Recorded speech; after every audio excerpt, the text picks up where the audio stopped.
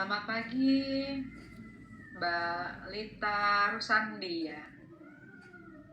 Ya, selamat pagi Mbak Amanda. Baiknya saya panggil siapa nih, Mbak Lita? Iya, dipanggilnya Lita biasanya. Panggilnya Lita ya. Oke. Gimana tadi susah nggak koneksi jaringannya lagi oke di sana? Di sini agak susah ya, kemarin tuh baru aja hujan deras. Jadi butuh beberapa kali connect ke sini. Maaf ya Mbak ya kalau misalkan telat. Iya, iya. Oke, nggak apa-apa. Nanti kita memang membatasi waktu karena setelah ini sih memang ada jadwal lagi. Tapi nggak apa-apa, untuk sekarang ini kita coba melakukan konseling dengan semaksimal mungkin ya. Oke, Oke. ya. Em, jadi kalau dari data yang saya dapat di sini, balita usia 20 tahun ya. Ya, betul sekali. Oke, anak pertama dari 3 bersaudara. Betul, saya anak pertama. Saat ini sudah semester berapa, Mbak Dita? Sekarang semester 6, sedang semester 6. Semester 6 ya. Oke. Jurusannya apa? Jurusan desain komunikasi visual. Service ya. Mm-mm. Apa yang membawa Mbak Dita untuk melakukan konsultasi hari ini? Boleh tolong diceritakan keluhannya? Iya, akhir-akhir ini saya sering nggak bisa tidur ya Mbak ya. Ini dikarenakan saya mendapatkan perlakuan buruk dari teman-teman saya. Dan saya juga merasa bahwa sepertinya saya menarik diri dari teman-teman saya akibat perlakuan buruk tersebut. Itu. Ini sulit tidurnya sudah sekitar kira-kira sebulanan inilah Mbak. Oke, sudah 1 bulan ya. Iya, sudah 1 bulan. Dan ini teman-teman dari mana? Dari kampus kah? Atau dari lingkungan lain? Iya, dari kampus Mbak. Jadi awalnya sih memang saya berada di circle mereka gitu ya. Saya berteman sama mereka, tapi lama-kelamaan mereka itu lama-kelamaan tuh membuat sesuatu yang tidak menyenangkan. Misalkan dari perkataannya, kemudian kadang-kadang saya diberikan apa ya banyak sekali perlakuan-perlakuan yang buruk lah gitu ya, misalkan disuruh ini disuruh itu yang seharusnya menurut saya itu nggak pantas gitu untuk seorang teman memperlakukan teman lainnya seperti itu. Oke, baik. Jadi kalau dari pemaparan Mbak, yang menjadi masalah saat ini adalah perlakuan buruk dari teman ya. Perlakuan Iya buruk betul. ini membuat jadi sulit tidur. Apakah mengalami stres juga? Iya kalau menurut saya sih saya stres ya, maksudnya karena mereka berbuat seperti itu saya akhirnya nggak jadi enggan buat masuk ke kampus gitu ya untuk bertemu teman-teman saya. Kemudian juga akhirnya itu berpengaruh ke tugas-tugas saya juga gitu, tugas-tugas kuliahnya jadi terbengkalai gitu. Saya juga sulit untuk memfokuskan mengerjakan tugas-tugasnya. Kemudian juga dan saya merasa tidak ada support system dari teman-teman saya juga ya yang lain, misalkan apakah mereka bertanya gitu tentang kondisi saya, itu tidak ada gitu. Jadi saya merasa saya sendirian di sini, apalagi di sini saya merantau ya Mbak ya, merantau kemudian nggak ada orang tua juga gitu, nggak ada saudara, dan saya bingung apa yang harus saya lakukan gitu. Sementara ini sudah sebulan ya, sebulan lebih, itu kan tugas-tugas juga banyak yang harus dikerjakan gitu, menumpuk semuanya. Ada beberapa yang saya tidak bisa mengumpulkan dengan tepat waktu. Itu bikin saya stres juga sih Mbak. Sementara saya mau masuk kuliah juga susah ya, karena teman-teman saya itu ya begitu gitu perlakuannya. Oke. saya coba simpulkan ya, yang balita alami saat ini adalah mendapat perlakuan buruk dari teman-teman dan juga ini Ya. menimbulkan kondisi stres sehingga efeknya adalah sulit tidur, sulit fokus, dan mungkin juga ada keengganan untuk masuk kuliah ya karena akan menghadapi teman-teman yang mungkin tidak suportif tadi ya dibilangnya, tidak suportif dari teman-teman sehingga juga tugas-tugas menjadi terbengkalai ya. Jadi dan balita juga mengalami kebingungan gitu ya apa yang harus dilakukan. Jadi mungkin kalau dalam kita membuat target dalam sesi kali ini, boleh ini nggak Mbak memberikan apa ya ekspektasinya apa dalam sesi hari ini? Saya yang untuk hari ini saya ingin bisa tidur sih Mbak, karena itu yang paling mengganggu sekali gitu. Saya kayak kehilangan kendali atas diri saya itu ketika saya nggak bisa tidur. Mood saya juga jadi berantakan dan mungkin itu juga yang berpengaruh ke fokus ya, fokus untuk mengerjakan tugasnya gitu. Jadi saya berharap di setelah sesi ini gitu ya saya mempraktekkan sesuatu yang memang bisa bikin saya tidur. Kemudian mudah-mudahan nanti ke depannya setelah ini membaik ya, pola tidur saya membaik, jadi saya bisa fokus kembali gitu untuk mengerjakan tugas-tugas saya. Oke, baik. Jadi Mbak ingin supaya bisa mendapat saran yang bisa membantu bisa tidur di malam hari ya, sehingga moodnya juga lebih atur ya dan juga terregulasi dan fokusnya juga bisa lebih baik gitu ya. Oke, apa saja yang sudah Mbak Lita lakukan selama ini untuk membantu supaya tidurnya jadi lebih baik gitu? Apa yang sudah dilakukan, Kak? Saya pasang white noise, kemudian saya muslim. Saya itu biasanya sholat dulu kalau misalkan sebelum tidur. Kemudian saya juga kadang-kadang membaca murotal ya, supaya saya mendapatkan ketenangan gitu. Tapi tidak kunjung tenang juga gitu ya, karena sepertinya karena masalah saya belum selesai, jadi itu yang membuat saya jadi kebawa terus gitu ya masalah tersebut. Akhirnya kebawa ke mimpi, kemudian kebawa kehidupan sehari-hari, jadi saya pikirin terus apalagi ya, itu aja sih, baru itu aja. Apa Mbak sudah pernah melakukan yang namanya deep breathing? Sudah pernah mendengar soal deep breathing? Iya, saya oh iya, saya lupa, saya kemarin itu sempat download aplikasi yang buat deep breathing, tapi saya bingung apakah itu sudah benar atau tidak gitu saya melakukan langkah-langkahnya gitu. Tapi saya belum mendapatkan pengaruh yang ada efek ke tidur saya sih. Belum dapat pengaruh ya. Oke. Iya, Apakah pernah mendengar atau mencoba yang namanya fingertips breathing? fingertips belum pernah. Belum Itu pernah seperti ya. apa ya? Ya, jadi kita coba lakukan sekarang ya, coba kita latih. Nanti semoga bisa diterapkan di rumah sendirinya.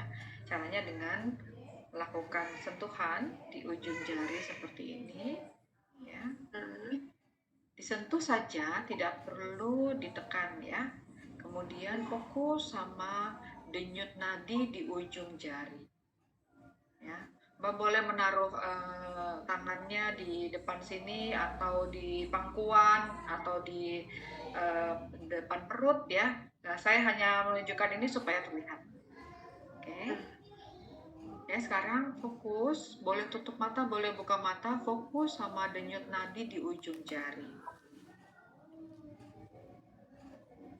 Tarik nafas perlahan, atur nafas perlahan, dan fokus pada denyut nadi di ujung jari.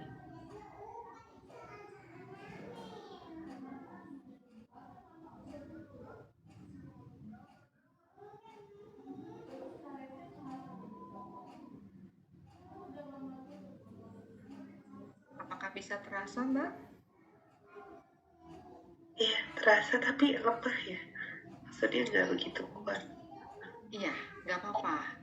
Kalau memang dirasa lemah, ini namanya baru pertama kali coba, mungkin masih terasa lemah, tapi lama-lama kalau dilatih akan terasa lebih kuat, kita jadi lebih sadar, lebih aware gitu ya terhadap denyut Hmm, nadinya. Kalau memang sangat sulit, kita bisa pakai di sini di apa denyut nadi di pergelangan tangan, gitu ya. Itu lebih kuat biasanya. Tapi nggak apa-apa, kalau awal-awal dirasa kok kayaknya sulit ya, nggak apa-apa. Kita coba. Nah, dengan kita melakukan ini, kita mencoba menyelaraskan antara tubuh, kemudian juga emosi atau perasaan dan pikiran kita, sehingga kita bisa mendapatkan ketenangan. Kira-kira hmm, apakah ini bisa dilatih di rumah sendiri tanpa panduan? bisa kayaknya. Bisa Hmm, ya. ya. Jadi memang disarankan untuk latihan paling enggak 2 kali sehari, pagi sebelum turun dari tempat tidur, coba ya melakukan fingertips breathing, dan nanti malam sebelum tidur, udah mulai tiduran, lakukan fingertips breathing juga. Nah, Hmm, selain itu, mungkin kita bisa melakukan beberapa apa ya penataan sebelum tidur, mungkin dikondisikan supaya sebelum tidur itu nggak apa ya tidak teralih fokusnya, nggak mikir sesuatu yang stressful gitu ya. Jadi apakah hmm, mungkin bisa dibantu dengan um, mematikan, maksudnya meredupkan cahaya atau mematikan lampu, itu juga bisa membantu karena suasana yang gelap itu buat tubuh kita juga, kita jadi dilatih untuk menyadari oh iya, saat ini saya sudah waktunya istirahat gitu ya. Memang nggak langsung biasanya, tidak langsung, tetapi bisa dilakukan untuk mengkondisikan tubuh kita, nantinya baru matiin lampu aja kita udah tenang gitu ya. Jadi kita bisa pertama kita matikan lampu, terus hindari menggunakan handphone, smartphone itu sebelum tidur. Karena itu bisa justru menstimulasi kita, menstimulasi pikiran kita. Barangkali scrolling-scrolling IG gitu ya, itu bisa menimbulkan oke, aduh aku kok jadi ini ya, jadi ingat kampus, aku jadi stres lagi keinget kampus. Jadi mendingan hmm, melakukan itu 1 jam sebelum mau tidur, itu jangan pegang HP dulu ya, taruh aja di hmm, charge gitu ya, kemudian ya. coba mengkondisikan itu, mungkin bisa minum sesuatu yang hangat ya, apakah mungkin susu atau mungkin teh, tapi air hangat gitu ya, jangan yang menstimulasi apa namanya, jangan minum kopi karena itu bisa menstimulasi pikiran kita juga, tubuh kita. Nah, Hmm, kemudian juga eh, tadi mungkin bisa dilakukan sholat lagi gitu ya. Saya rasa sholat itu sesuatu hal yang baik. Tetapi kali ini sebelum sholat bisa dilakukan fingertips breathing. Fingertips breathing itu selain kita menyelaraskan nafas kita, tubuh kita, itu juga bisa membantu kita fokus dan mindful pada saat kita sembahyang. Bisa lebih kusyuk lagi rasanya. Nah, kalau itu memang dirasa membantu ya, itu bisa dilakukan, dicoba dulu barangkali dalam seminggu ke depan ya, sehingga bisa semakin terbiasa gitu dengan kebiasaan itu. Kita lihat hmm, apakah memang ada progres dengan itu. Ya, karena hmm, barangkali juga ini sesuatu yang stres ringan ya, sehingga kita bisa atasi dalam 1-2 kali pertemuan, tetapi bisa jadi ini sesuatu yang lebih berat. Maka kita sekarang coba dulu dengan menata dulu waktu sebelum hmm, tidur gitu ya, jangan melakukan yang menstimulasi. Kalaupun mungkin baca buku yang menenangkan sifatnya, jangan yang membangun imajinasi gitu ya, apalagi yang berhubungan sama stres. Mungkin jangan baca cerita novel yang tentang bullying ataupun tentang kekerasan, itu bisa memicu, hmm. bisa men-trigger kita gitu. Oke, baik, dari pemaparan saya, apakah ada yang masih ingin ditanyakan? Hmm, kalau misalkan stres kayak gini biasanya berapa lama ya? Apalagi untuk yang bullying. Oke, baik. Kalau ditanya berapa lama, mungkin bisa beda-beda setiap orang. Ada Hmm, yang hanya butuh waktu mungkin sebentar gitu ya, mungkin perlu apa ya, perlu menenangkan diri dulu, tapi abis itu dia bisa bounce back. Itu tergantung dengan kepribadian masing-masing juga ya, tergantung dari support system masing-masing. Nah, selain teman dari apa namanya, kampus yang memang membuli ini, yang apa ya, hmm, mungkin memperlakukan dengan tidak baik, adakah teman lain, sahabat, atau mungkin keluarga yang biasa diajak ngomong, yang mungkin bisa memberikan support yang positif buat balita? hmm. Kalau untuk yang dekat ini nggak ada ya. Adanya saya kebetulan di Jogja, adanya di Jakarta gitu. Dan yang di Jakarta juga mereka kalau misalkan lewat handphone ya mereka merespon gitu ya, tapi responnya masih slow karena mereka juga punya kesibukan masing-masing juga seperti itu. Jadi kadang saya butuh yang memang orang yang bisa merespon dengan cepat juga ya gitu ya. Kalau ke orang tua saya nggak berani bercerita karena takutnya itu membebani pikiran mereka. Jadi saya selama ini sih memang kalau punya masalah saya pendam sendiri gitu. Atau cerita ke teman atau teman yang di luar kota seperti itu. Oke, jadi selama ini kalau ada masalah dipendam sendiri ya. Oke, nah mungkin memang perlu mencari komunitas yang lebih positif sehingga punya saluran untuk tadi curhat ya.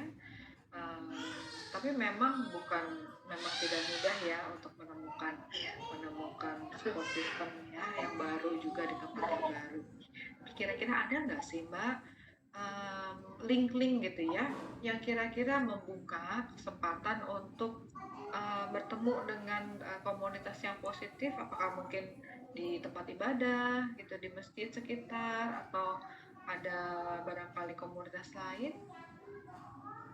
Saya belum pernah coba, tapi um, kalau di masjid itu saya ada kekhawatiran takutnya ada aliran-aliran sesat. Kadang-kadang kan kalau DKM masjid itu suka seperti itu ya gitu. Nah, tapi nggak tahu saya mungkin bisa coba dulu. Nanti kalau misalkan mereka ada menunjukkan sesuatu yang memang kurang baik dan kurang sesuai dengan ajaran yang saya terima, saya akan coba ini sih apa namanya ini ya apa namanya menurut coba untuk keluar dari komunitas tersebut. Gitu. Ya, memang Hmm, untuk masuk ke dalam komunitas baru biasanya suka ada kekhawatiran. Waspada hmm, itu baik ya, waspada itu baik, tetapi memang kita coba bersikap lebih terbuka untuk bisa menerima apa sih yang ada di sekitar kita dan kegunaannya adalah kita juga bisa sebenarnya kita punya kemampuan memfilter apa yang menurut saya baik buat ya, diri saya gitu ya. Dan mungkin juga balita sudah punya kemampuan untuk melihat dari teman-teman kampus ya sudah menyadari bahwa ini nggak benar nih, kok aku diperlakukan seperti ini ya. Nah itu sesuatu kemampuan yang baik juga. Jadi dari situ penilaian balita juga bisa lebih tajam untuk memilah mana yang teman yang cocok buat saya dan mana yang enggak. Jadi itu sebenarnya itu juga suatu um, apa namanya, suatu kemampuan untuk memilah dan itu sesuatu hal yang baik.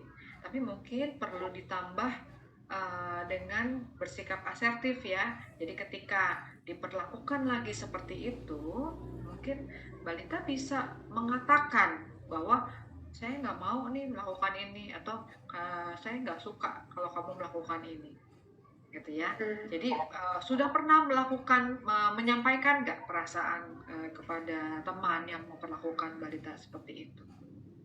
Sudah, tapi saya diancam kalau misalkan saya tidak mau gitu ya, saya diancam akan disebarkan, apa namanya, kejadian-kejadian yang memang buruk yang pernah saya lakukan seperti itu.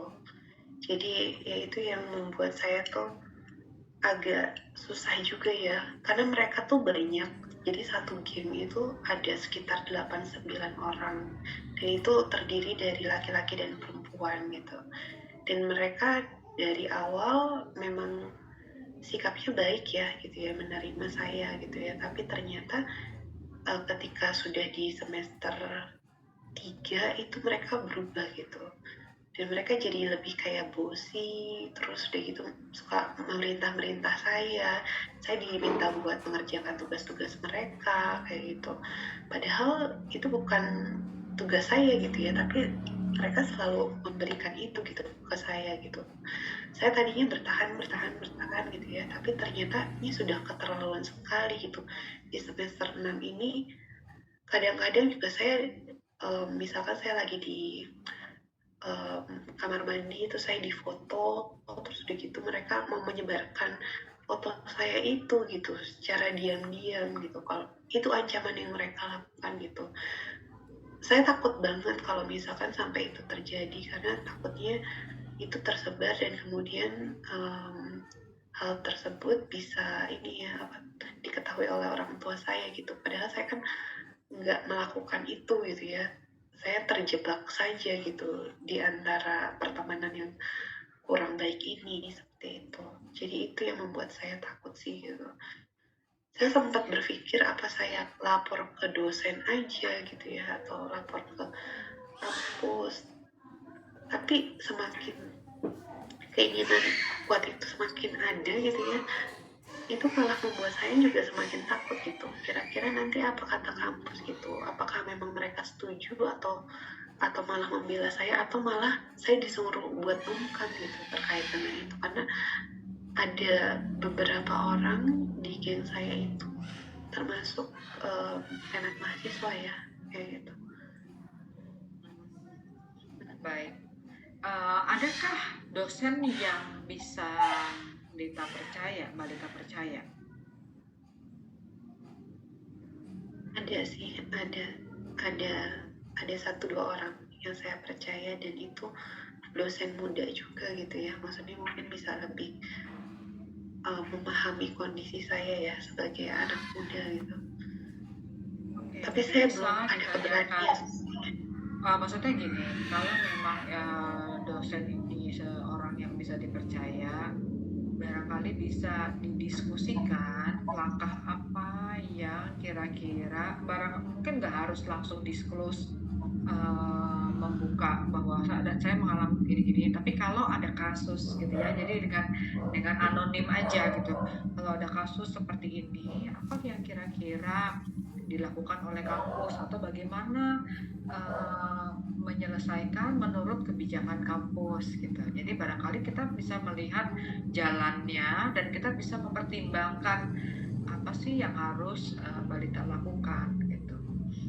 Barangkali dalam seminggu ke depan apakah bisa mencari tahu paling enggak prosedur pelaporan kalau mengalami kondisi tidak menyenangkan di kampus. Saya akan coba cari tahu ya itu. Mudah-mudahan sih ada ya. Selama ini saya belum pernah coba buat mencari tahu informasi itu. Iya, jadi belum dalam bentuk pelaporan, tetapi kita coba cari tahu kalau memang ada kasus seperti ini, apa sih yang biasanya, apa pernah ada kasus sebelumnya dan bagaimana jalannya gitu ya. Itu jadi kita bisa tahu gambaran kira-kiranya. Walaupun memang kita nggak tahu sih untuk kasus ini seperti apa, tapi perkiraan apa yang harus dilakukan langkah-langkah di awal ini seperti apa gitu ya. Apakah kelihatannya kampus cukup suportif, apa mungkin kampus justru lebih banyak membungkam, itu juga kita perlu cari tahu. Oke, baik. Kira-kira mungkin dalam sesi hari ini apakah sudah cukup terjawab? Tadi targetnya adalah ingin supaya bisa tidur ya, menata mood gitu ya, sehingga moodnya nggak berantakan dan fokusnya juga tidak terganggu. Iya, sudah terjawab. Oke, jadi untuk sementara seminggu ke depan ada dua hal yang harus dilakukan. Mencoba berlatih ya setiap hari untuk fingertips breathing, minimal 2 kali sehari. Tapi kalau melakukan lebih itu juga boleh. Barangkali mau melakukan itu sebelum sholat ya, setiap kali sholat itu juga bisa dilakukan supaya lebih khusyuk lagi. Kemudian juga uh, menanyakan informasi kepada dosen yang memang dipercaya, tapi mungkin belum melaporkan ya, baru cari tahu dulu informasi mengenai prosedur kampus apa yang harus dilakukan. Oke, apakah Mbak Lita masih ada pertanyaan lagi terkait dengan ini? Jadi itu saja, tidak ada Kalau pertanyaan. gitu kita bisa bertemu lagi di hari dan jam yang sama ya di minggu depan. Nanti kita akan bisa bahas kelanjutan dari apa pembahasan kita hari ini supaya bisa lebih efektif lagi. Kita akan evaluasi lagi apakah memang bisa bermanfaat teknik fingertips breathing-nya dan langkah-langkah yang berikutnya. Oke, Oke. ya, oke Mbak. Makasih banyak ya Mbak buat waktunya hari ini. Ya saya akan coba saran-saran dari Mbak dan kemudian nanti saya di minggu depan saya akan berikan progresnya. Baik, terima kasih untuk sharingnya hari ini. Saya melihat Mbak Lita adalah orang yang berani ya, orang yang kuat. Jadi mari kita sama-sama yuk mencari, menggali kekuatan dalam diri. Kalau ada sesuatu nanti kita bisa bahas di pertemuan berikutnya. Terima kasih untuk sesi hari ini ya Mbak Lita. Iya, sama-sama Mbak. Terima kasih juga. Oke, selamat siang. Saya akhiri ya. Iya, Selamat oke siang. saya izin lim ya. Selamat siang juga.